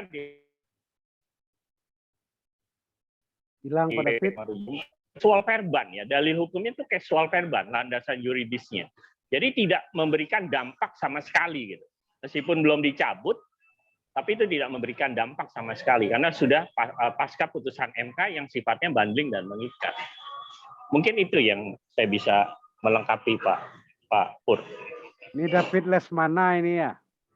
Iya Pak. Nah, ini pertandingan ahli hukum nih. Saya nggak ngerti ahli hukum ini. Silakan Bu Ratna. Ya, terima kasih Pak David sharingnya ya. Ya, saya setuju sih dengan Pak David harusnya putusan putusan MK itu yang uji materi itu harusnya mengikat gitu ya. Nah, memang tadi Pak David ceritakan pasca adanya uji materi itu dianggap kayak menurut saya harusnya ada kekosongan, harusnya advokat juga bisa gitu kan menjadi tidak berlaku pasal 32 ayat 3 itu saya setuju dengan Pak David gitu. Cuma nanti setelah undang-undang HPP ini kan katanya sudah berubah dan mengikuti apa yang di MK tersebut gitu. Jadi kita tinggal tunggu implementasi regulationnya PMK. Begitu Pak David. Iya, mungkin sedikit saya menambahkan termasuk putusan MK nomor 14 ya. Itu kedudukan hukum penanggung pajak ya terhadap pasal 6 ayat 1. Itu juga sudah ada legal position terhadap penanggung pajak gitu. Mungkin nanti saya bisa share bahan lengkapnya, itu juga harus dipahami juga ya. Di 14 Januari putusan MK ya untuk kedudukan hukum penanggung pajak. Ini saya sedikit keluar dari topik pembicaraan, tapi itu harus dipahami itu. Sudah ada juga putusan terhadap uji materi ke pasal 6 ayat 1 ya, Undang-Undang KUP. Mungkin itu Pak Pur. Ya, makasih Pak David. Pak Mateo nih, Pak David juga nih. Sama ya? Ya, saya masih pakai device yang satu lagi. Makanya saya tandain aja. Ada lagi Matthew yang itu nama baptis saya, Pak. Oh iya Pak David. Matthew itu nama baptis, Pak. Nama baptis. Udah lama kita nggak ketemu ya. Terakhir di Citraland itu ya, Pak David ya. Kenapa Pak? Udah lama kita nggak ketemu di Citraland ngopi kan? Iya, waktu Itu itu aja. yang diskusi di Kadin, Pak ya, Kadin Iya, ya, iya, iya. Kadin apa Lembaga Kajian Pajak dan Bea Cukai. Terima kasih Pak Pur, terima Makasih kasih Pak Bu David. Ratna. Ya, Makasih. Pak David. Nah, ini serunya kalau sharing session. Sekarang Pak David yang sharing, saya bertanya ke Pak David nih. Pak David mengenai tadi uji materi. Iya, kalau saya bisa jawab, saya jawab Bu. Kalau nggak bisa, nanti saya berusaha ya Bu. Gitu. Uji materi yang pasal 6 tadi putusan MK-nya bisa ada nomornya nggak Pak? Nanti saya share ya, Ibu ada WA, saya punya bahan lengkap Bu. Nanti ada turunannya dan segala Oke, macam. Nanti saya kirim ke Ibu Ratna. Kirim ke saya itu, deh, Bu. saya kan juga mau. Oh iya baik Pak Pur. Ya, kalau Pak Pur nanti Japri kan- bisa jadi bahan diskusi Pak Pur. Ya, Karena ini siap. kan penanggung pajak Pak, terutama sorry saya ngambil waktu sedikit Ibu Nggak Ratna apa-apa, Pak Pur nggak ya. Silakan apa-apa, Pak, nggak namanya apa-apa. sharing Karena session kan ini Pak? menyangkut nanti termasuk sampai ke proses kepailitan. Undang-undang perpajakan ini kan punya hak eksekutorial. Ya. Jadi jadi langsung dia bisa mengeksekusi. Kalau jadi misalnya perusahaan punya utang pajak, meskipun dia masih punya tunggakan yang lain, kan kalau kepailitan kita tahu ada kreditur, preference, separatis ya, terhadap gaji karyawan, terhadap debit supplier gitu ya, utang-utang yang lain lah. Tapi dia tidak harus memohon kepada kurator. Kurator tuh yang bertanggung jawab ya terhadap proses kepailitan. Nanti ada hakim pengawas juga ya. Itu jadi dia tidak harus nunggu, nggak harus mohon ke kurator, dia bisa langsung eksekusi. Ya. Gitu loh. Nah, makanya itu ada kekosongan hukum. Kekosongan hukum, jadinya itu dengan uji materi itu nanti akan lebih jelas. Nanti bahannya jadi kita supaya bisa lebih komprehensif kali diskusinya Bu. Ya. Itu Ibu Ratna Pak Pur. Pak Pur punya nomor handphonenya Pak David kan? Saya nggak punya soalnya. Udah bolak-balik Pak David ini nelfon saya mah. Teman lama mah ini mah. Nanti kita bagi. Pak David sharingnya. Ya, jadi itu mungkin bagian dari undang-undang PPSP juga kali ya. Baiklah, ada yang mau nanya lagi Bapak Ibu? Resennya silakan. Ada yang mau resen lagi? Bapak Ibu, ini mumpung ada Bu Ratna di sini masalah kuasa khusus nih sebetulnya ilmunya banyak di sini nih ya. Saya mungkin minta guru kita Pak Adi untuk apa? Ada Pak Dasmen dulu sebentar Pak Adi. Pak Dasmen silakan bicara Pak Dasmen. Terima kasih Bu Ratna. Ini sedikit sharing aja. Sharing bahwa di DJP itu sebenarnya ada 3 tahap ya di pemeriksaan ya. Pemeriksaan. Tapi setidak-tidaknya ini 2 tahap. Setidak-tidaknya. Bisa 3, bisa 2 tahap. Maksudnya begini. Kalau surat kuasa hanya mewakili dan mendampingi selama pemeriksaan, ya, kalau dibatasi di situ, maka dia tidak berhak menandatangani. Itu maksud saya, Bu, tahap pertama. Ya. Pada saat closing, kalau di surat kuasa pertama hanya mendampingi dan atau mewakili, maka perlu surat kuasa lagi untuk menandatangani berita acara. Ya.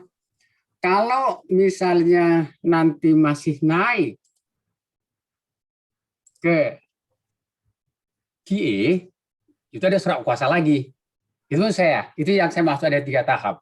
Minimal 2. Kalau waktu pertama mendampingi sekaligus menandatangani berita acara 1. Tapi kalau di sana mana tahu kelupaan atau belum dimasukkan, maka itu bisa sampai 3 tahap surat kuasanya. Itu maksud saya Bu Ratna. Oh gitu ya. Ya, terima kasih. Kalau paket full bunyi surat kuasanya gimana Pak Dasmen? Lengkap-lengkap kalau sampai KIK kan nggak bisa saya kira Pak. Karena KIK kasusnya lain, di Kanwil lagi itu kan.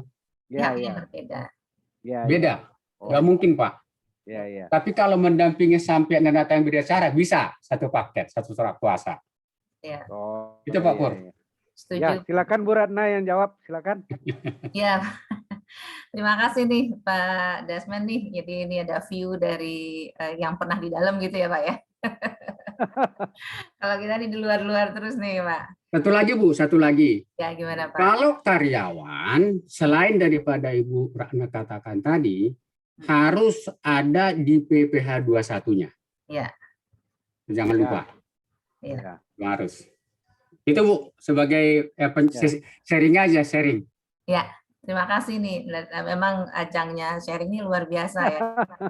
Jadi apa namanya, yang mempunyai pengalaman lebih silakan share, jadi menambah wawasan dan pengetahuan kita. Jadi terima kasih sekali Pak Dasmen tadi atas masukannya ya. Jadi saya setuju dengan Pak Dasmen, itu yang tadi saya sebutkan bahwa surat kuasa kita tuh harus jangan sampai ada yang ketinggalan gitu ya. Jadi kalau misalnya tadi Pak Dasmen bilang kalau surat kuasa pemeriksaannya hanya mewakili mendampingin, maka kita tidak bisa ikut dalam closing atau menandatangani surat risalah hasil pembahasan gitu ya. Jadi harus lengkap gitu.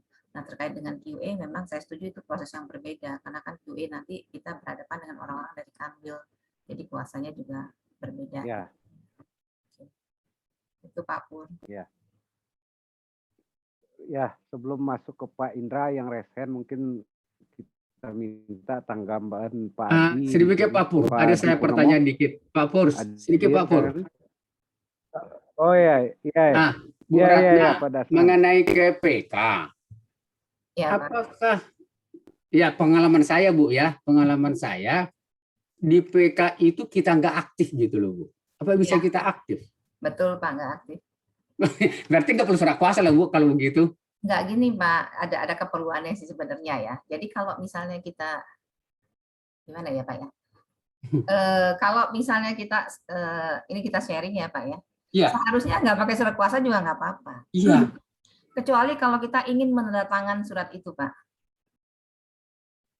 Menandatangani memori PK atau counter memori PK. Betul gitu, Pak. Oh, berarti hanya untuk itu aja, bukan kuasa untuk bersidang, beracara itu maksud saya. Ya, bukan bersidang karena nggak ada acara sidangnya. Iya. Karena Pak, kadang-kadang klien kita misalnya ada prospek gitu. Saya tanya, sudah pernah menghandle apa gitu. Nah, kalau misalnya kita menghandle case ini lawan case ini, tapi kan nggak ada nama kita gitu loh, Pak. Membuktikan bahwa itu kan kalau misalnya kita yang tanda tangan, legitimate bahwa memang itu case saya gitu. Tapi kalau nggak ada nama kita, bagaimana membuktikan itu punya kita gitu kan? Sebenarnya hanya untuk tujuan gitu loh, Pak. Tujuan marketing gitu, Pak. Baik, terima kasih. Ya, Pak. Jembatan supaya dimajuin PK ke pengadilan aja Pak Dasmen. Kalau orangnya di luar kota atau bagaimana kan kita yang bisa ngurusin gitu ya. Pak Adi bisa memberikan pencerahan sedikit. Ini Pak Adi lama di pengadilan.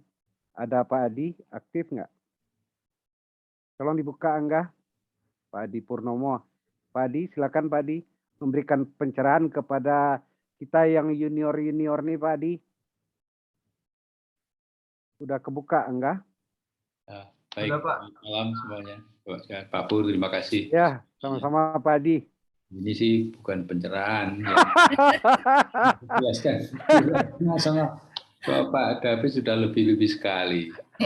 Tapi kalau kita lihat dari sudut pengadilan pajak sendiri ya, sebenarnya masalahnya sederhana itu. Jadi sebetulnya bentuk surat kuasa pun tidak diatur khusus ya. Tapi yang penting kalau menurut pasal 34 Undang-Undang Pengadilan Pajak, itu memang surat kuasa itu surat kuasa khusus. Artinya ya satu orang kuasa hukum itu diberi kuasa untuk apa? Tidak boleh macam-macam. Misalnya ada perkara itu menyangkut keputusan keberatan, BPA Badan, BPN itu masing-masing harus ada surat kuasa sendiri. Tidak boleh ini untuk keputusan keberatan nomor sekian dan nomor sekian, itu bukan surat kuasa khusus. Nah, kemudian di ayat 2 itu kan ada persyaratan. Salah satunya itu persyaratan lain yang ditetapkan oleh Menteri. Makanya ada PMK mengenai itu. Saya kira itu saja sih Pak Pur yang tidak terlalu jelimet ya. Atau unsur-unsurnya terpenuhi, sebetulnya. Ya, Kalau harusnya orang bisa. harus terikat pada format itu kan sebenarnya tidak ada dasar hukumnya. Yang Ya. penting substansinya udah mencakup semua. Saya kira demikian Pak Pur ya. Jadi tahu objeknya, siapa yang pemberi kuasa, siapa yang nerima kuasa, terkait apa gitu ya. Ada materai, tahun bukunya berapa. Jadi Pak Adi ini sidang pertama saya di pengadilan pajak, Pak Adi ini sama Pak Ansari Ritonga ini dulu. Belajarnya lama. Jadi kuasa hukum nih belajarnya lama Pak. Baiklah Pak, makasih Pak Adi ya. Semoga sehat selalu ya Pak. Amin, terima kasih. Baiklah, ada pertanyaan dari Pak Indra. Silakan Pak Indra. Ya, mungkin saya mau tegur Pak Adi Ya, dulu nih, iya. Pak. Saya berapa kali ya Pak ketemu Bapak ya? Iya. Kamu tapi bukan musuhan. Ya, kangen juga nih, udah lama nggak ketemu Pak Adi nih. Ya, kalau tadi dibilang senior, memang ada benarnya dari si umur, tapi umur udah tidak terkalahkan lah. Selamat malam Pak Adi. Banyak Pak. Selamat malam Pak Adi. Pak Dasmen, selamat malam. Wah, ini juga rekan saya di Kalibata dulu. Pak Dasmen tidak berhenti-hentinya belajar dari dulu sampai sekarang. Baiklah, kita lanjutkan ke Pak Indra tadi ya. Ada yang bertanya ya? Siapa yang bertanya tadi? Enggak, ada yang apa? Yang tadi nggak kelihatan tuh yang apanya.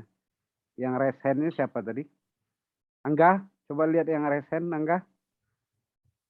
Nggak ada Pak yang resen. Tadi. Oh, Nah ini ada Pak. ini Bu Ruby nih, jagoan dari Pekanbaru nih. Silakan Bu Ruby. Baik, terima kasih Pak Pur. Selamat malam. Malam Bu. Selamat malam semuanya, teman-teman di Jaksel. Saya mau Selamat nanya malam dulu. Ibu Ratna. Saya mau nanya dulu, Pekanbaru musim duren nggak? Soalnya saya mau ke sana. Kalau di Pekanbaru, durennya selalu musim terus Pak. Iya, iya. Aduh. Silakan Bu. Ya, makasih Pak. Selamat malam Bu Ratna. Malam Bu. Ya, mengenai surat kuasa ini Bu, saya beberapa kali itu pernah mengalami satu peristiwa nih di Kanwil. Jadi kita ini kan namanya kita satu partner ini kan ada beberapa ya Bu ya, ada 3-4 orang gitu. Jadi pemberi kuasa ini salah satu wajib pajak. Jadi dia memberikan kuasanya itu ke kita semua nih, ke 4 orang partner gitu. Nah, tapi ternyata di Kanwil itu dia bilang, ini surat kuasa harusnya ke 1 orang aja gitu. Ngapain 4-4-nya dikasih surat kuasa gitu kan. Terus kita tanya loh, dasar hukumnya mana kalau surat kuasa itu harus ke 1 orang. Kan kita kan ini kan partner nih, pemberi kuasa memang percaya gitu, dia memberikan kepada kita berempat gitu. Terus dia bilang, nggak apa-apa lah katanya, 1 aja lah, ngapain rame-rame gitu. Nah, jadi yang mau saya tanyakan Bu, sebenarnya apakah memang ada aturan yang mengatakan bahwa surat kuasa itu harus ke 1 orang gitu. Memang sih dia sebutkan menerima kuasa itu kan seorang penerima kuasa, dia bilang. Kan nggak disantumkan 2 orang, 3 orang, dia bilang gitu. Alasannya seperti itu sih Bu. Boleh nggak Bu saya diberi pencerahan mengenai pemberian surat kuasa ini sebenarnya gimana gitu Bu. Makasih Bu. Ya. Pak Pur. Langsung aja Bu Ratna. Oh ya, Bu Ruby, ini maksudnya itu surat kuasanya dipermasalahkan atau datangnya rame-rame nih yang dipermasalahkan? Itu yang kita pertanyakan juga langsung Bu. Jadi dia bilang nanti yang tanda tangan siapa? Dia bilang kan harus 1 orang. Yang tanda tangan nanti kita sepakati aja Pak, salah satu dari kita gitu. Jadi dia tetap ambil surat kuasanya 1 aja, dia nggak mau ambil 4-4-nya gitu. Nah itu gimana Bu kalau mengatasi hal seperti itu? Itu maksudnya surat kuasa itu jadi ada 4 surat kuasa gitu kan? Benar, dari satu pemberi kuasa. Iya, udah betul, boleh gitu. Harusnya ya, kalau menurut saya kan ada formatnya, kita ikutin formatnya aja gitu. Nah, memang ini suka salah, menurut saya salah kaprah gitu. Tadi yang saya bilang kuasa itu diberikan kepada seorang kuasa. Jadi dia bilang cuma ada 1 orang dong, yang lain tuh nggak boleh gitu. Jadi kan apa ya? Kalimat diberikan kepada seorang kuasa itu dianggap 1 orang gitu. Padahal harusnya interpretasinya nggak begitu kalau menurut saya. Saya nggak tahu nih kalau di sini ada ahli hukum nih. Apakah arti seorang kuasa hanya boleh 1 gitu, nggak boleh 2, nggak boleh 3. Di kantor saya juga sama kayak Ibu. Jadi misalnya kalau ada pemeriksaan, kita nggak mau cuma 1 gitu surat kuasanya. Karena kan takutnya kita berhalangan, Benar, di closing kita lagi di luar kota gitu ya. Jadi paling nggak ada 2, paling sedikit 2, bisa 3 gitu. Jadi emang selalu begitu untuk saling menggantikan gitu. Tapi yang walaupun semuanya mempunyai hak untuk menandatangani risalah misalnya gitu ya, cuma kan 1 aja, kesepakatan kita aja. Seharusnya sih nggak jadi masalah. Cuma kan Ibu masih diterima kan untuk berdiskusi kan Bu, hanya ngomong aja ya. Ya, jadinya memang kita ambil jalan tengahnya seperti itu. Ya udah, yang penting kan tujuan daripada pertemuan kita ini tercapai gitu. Jadi jangan hanya gara-gara surat kuasa, Pak, kita mengalami kendala untuk pembahasan gitu. Ya. Harusnya sih nggak seperti itu, Bu. Nah, itu juga yang lebih luas lagi nih, Bu ya, yang seorang kuasa ini. Jadi kalau misalnya di DJP itu kuasa diberikan kepada dua konsultan pajak. Kalau Ibu kan satu perusahaan konsultan pajak, orangnya 4 gitu kan Bu ya? Iya, benar Bu. Nah, lebih jauh lagi kalau suka dipermasalahkan juga, surat kuasanya itu kepada 2 perusahaan konsultan yang berbeda. Nah, itu suka nggak diterima juga sama mereka gitu. Karena prinsip tadi seorang kuasa gitu. Padahal sepanjang itu jelas pembagiannya bisa aja gitu. Misalnya kayak saya bilang tadi, walaupun di PPH badan pemeriksaan ada 2 kuasa, dijelasin aja bahwa 1 itu misalnya untuk mewakili terkait isu-isu mengenai transfer pricing gitu misalnya. Yang 1 isu-isu non transfer pricing, bisa harusnya gitu. Cuma memang kadang-kadang ada yang nggak mau terima, tapi sejauh ini sebagian besar sih saya belum ada masalah. Kita juga suka maju kok sama konsultan yang lain gitu terhadap 1 surat perintah pemeriksaan ya. Ada juga klien agak lucu juga gitu. Misalnya PPH badan konsultannya A, tapi outputnya konsultannya B, bisa juga sih gitu. Asal jelas pembagiannya. Oh, baik Bu, baik. Saya sebenarnya kan kita sudah menghadapi orang DJP itu sebenarnya mau keras-keras juga kan nggak bisa ya Bu. Nah. Apalagi yang mau kita bahas ini kebetulan topik-topiknya sedang ini lagi banyak-banyaknya gitu. Jadi makanya kita dibilang mengalah, bukan mengalah ya, tapi harusnya ketentuannya kan tidak harus saklek seperti itu Bu.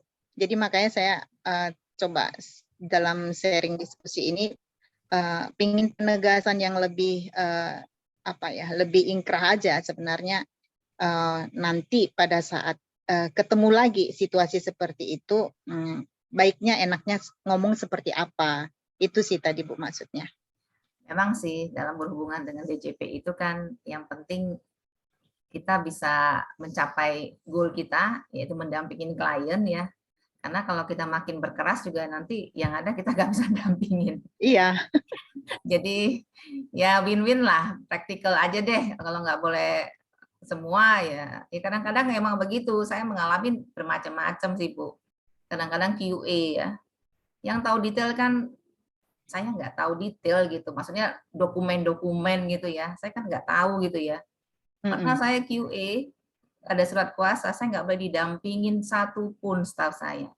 Padahal dari pemeriksa, dari kanwilnya ada kali Bu belasan Bu. Menghadapin saya sendiri loh Bu.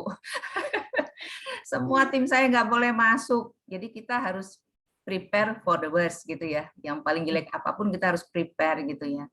Jadi ya mau nggak mau karena ada kasus itu setiap kali ada case saya selalu prepare for the worst gitu.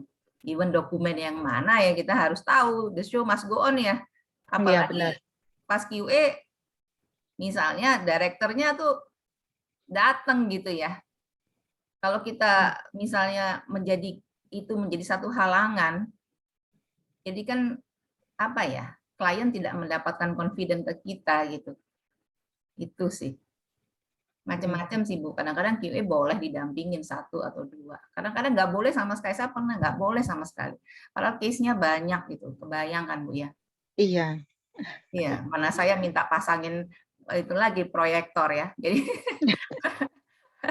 Jadi kita sharing pakai PPT, satu tangan nyari dokumen, kebayangkan Bu.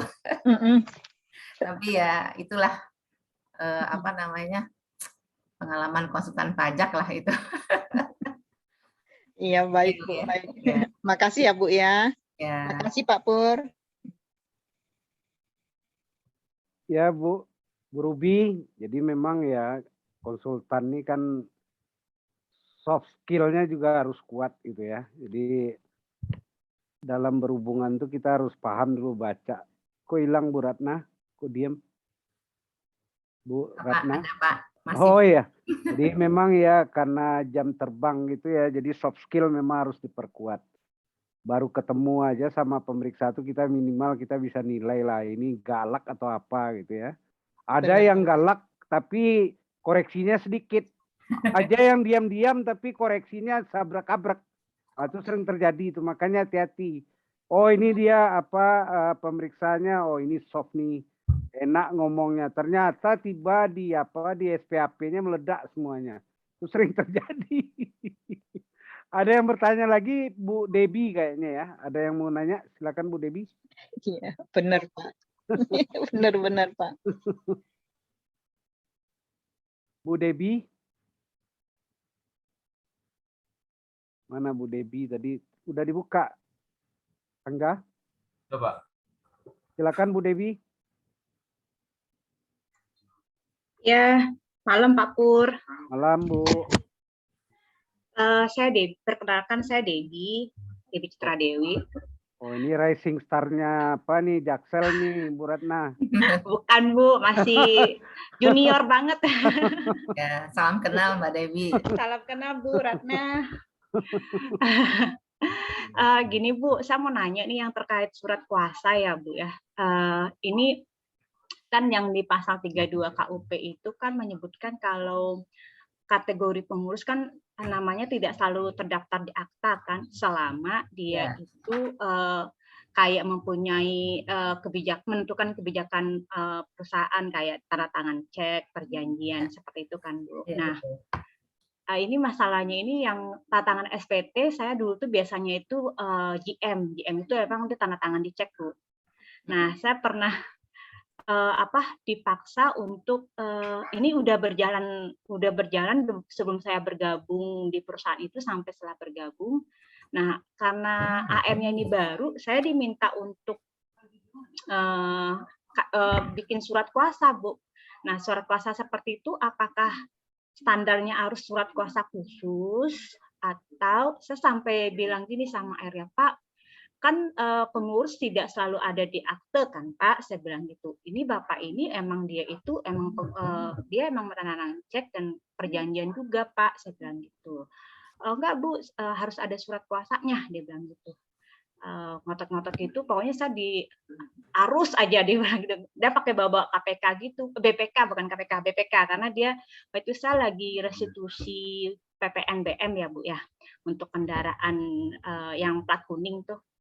Transportasi umum kan. Nah, itu dia sampai minta formalitasnya seperti itu, Bu. Nah, saya mau nanya standar surat kuasa khusus case seperti ini, apakah pakai standar kuasa khusus atau surat kuasa khusus ini hanya untuk kita jika bersidang ke pengadilan. Terus kalau kayak kita, terus juga pernah nemuin tuh yang pemeriksa itu karena si GM-nya yang datang diminta untuk surat kuasa menandatangani pembahasan akhir hasil pemeriksaan. gitu. Itu nggak bisa ya kalau mereka itu, padahal mereka itu termasuk kategori pengurus, tapi namanya nggak di akte. Makasih Bu pencerahannya, mohon. Ya. Pak Pur, gimana Pak Pur? Silakan Bu, langsung aja Bu Ratna. Ya Mbak Debbie, itu pengalaman Mbak Debbie itu emang banyak terjadi Mbak. Jadi kalau kita dalam berhadapan dengan kantor pajak, umumnya ya, mereka tuh mau melihat pemberi kuasa atau yang menandatangani surat-surat terkait perpajakan itu adalah orang yang namanya ada di akte gitu. Walaupun kita sudah bersikeras, ada pasal 32 gitu di Undang-Undang KUP gitu kan. Apa yang dimaksud dengan pengurus? Badan itu kan diwakili oleh pengurus. Pengurus itu apa gitu ya? Pengurus itu adalah orang, ya, kita bisa lihat di pasal 32 ya. Orang yang nyata-nyata mempunyai wewenang dalam menentukan kebijakan atau mengambil keputusan dalam rangka menjalankan kegiatan perusahaan. Dibuktikan dengan misalnya menandatangani kontrak dengan pihak ketiga, menandatangani cek. Kalau memang si GM itu begitu, harusnya bisa, nggak perlu kuasa, karena dia sendiri sebagai pengurus gitu.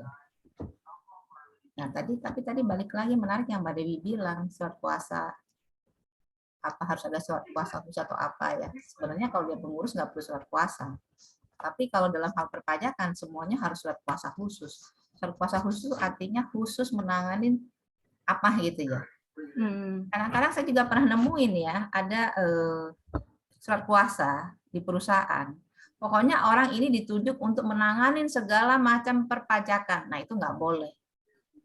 Kalau di pajak itu harus kuasa khusus. Tidak boleh misalnya menangani segala keperluan perpajakan perusahaan tahun 2021 misalnya. Itu nggak boleh. Harus spesifik ya Bu ya? Harus spesifik. Untuk apa? Menandatangani misalnya SPT laporan SPT tahunan, menandatangani laporan SPT masa pasal berapa, periode apa, bulannya apa namanya, tahun berapa, itu harus spesifik. Gitu. Jadi kalau di pajak semuanya harus spesifik. Maaf Bu, berarti bisa dibilang itu surat kuasanya harus khusus, yang formatnya khusus ya Bu ya? Nah, tadi kan ada formatnya, ada contohnya. Di pajak ada format surat kuasanya, nah dipakai itu aja. Oke Bu, terima kasih Bu. Ya. Kalau nggak ada tadi yang bertanya Bu Ratna. Waduh, nggak fair deh, nggak aci nih. Coba ikut nanya nih. Nggak ada yang nanya mengenai substitusi ini Bu, gimana implementasinya di lapangan? Kuasa substitusi gitu loh. Ya, kalau nggak ada kuasa substitusi, kalau kita berhalangan ya nggak boleh digantikan, Pak. Oh, gitu. Kan namanya ada, makanya penting untuk menaruh di surat kuasa itu dengan hak substitusi gitu. Jadi hak substitusinya itu ke apa juga, yang punya izin juga Ibu ya? Iya, dengan yang punya izin juga Pak, kedudukannya sama gitu. Kecuali kita punya konsultan pajak, kita aja sendiri ke siapa, berarti kan ke kuasa konsultan pajak yang lain berarti ya? Artinya Pak Pur harus ini, harus cari partner yang lain nih. Jangan sendirian aja Pak berbagi. Iya. Baiklah Bapak Ibu, karena nggak ada pertanyaan lagi ya, jadi mungkin ini ada konklusi dari Bu Ratna dari pemaparan tadi, silakan Bu. Ya, terima kasih Pak Pur. Jadi sebenarnya surat kuasa ini adalah satu hal yang sifatnya administratif gitu ya. Jadi tapi penting juga ya. Intinya kan kalau surat kuasanya itu nggak benar masih bisa diperbaikin gitu ya. Cuma ada satu hal yang perlu dijaga, itu getting confidence dari klien kita gitu. Kalau surat kuasa aja buatnya nggak benar nih, urusan gue gimana nih gitu ya. Jadi kayaknya menjaga diri kita gitu ya, supaya klien itu ada respect ke kita gitu. Kalau misalnya kita sembarangan sudah bikin surat kuasa terus masukin lagi, oh maaf yang kemarin salah nggak diterima. Nah itu tuh agak susah ya. Jadi maksudnya tuh lebih kepada ya membuat nama kita tuh jadi baik lah di mata klien. Jadi itu sebenarnya. Tapi kalau misalnya lebih kepada kepentingan formal, ya surat kuasa itu bisa dibetulin. Kalau salah ya dibetulin lagi aja, nggak masalah. Cuma nggak enaknya minta tanda tangan laginya itu ke klien. Nah itu yang nggak enak. Gitu mungkin Pak Pur. Ya. Jadi yang beresiko kayak di pengadilan pajak lah ya.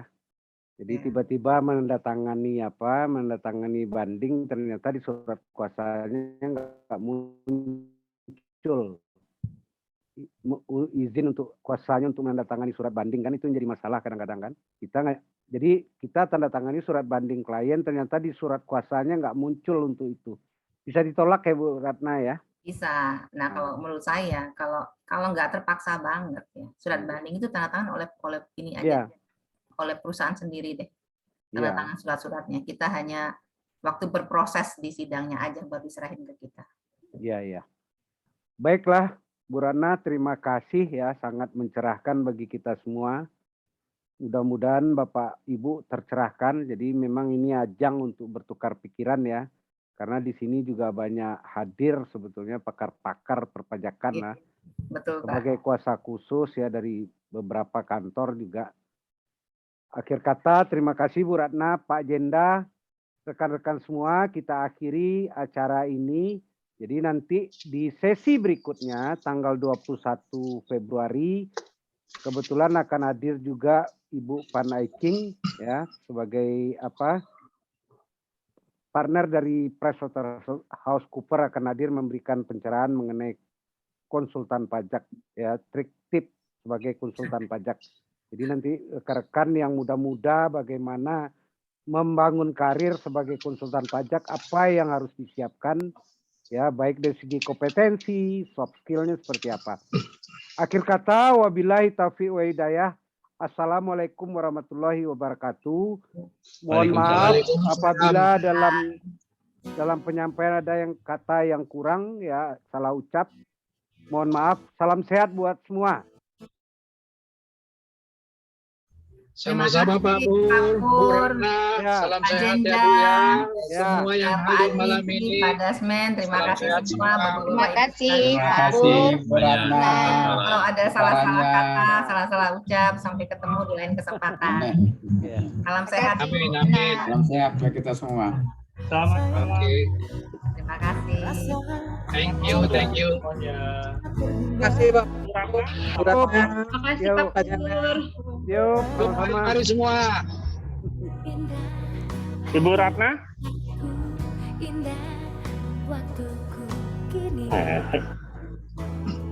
Tapi kontak lewat saya aja pada David.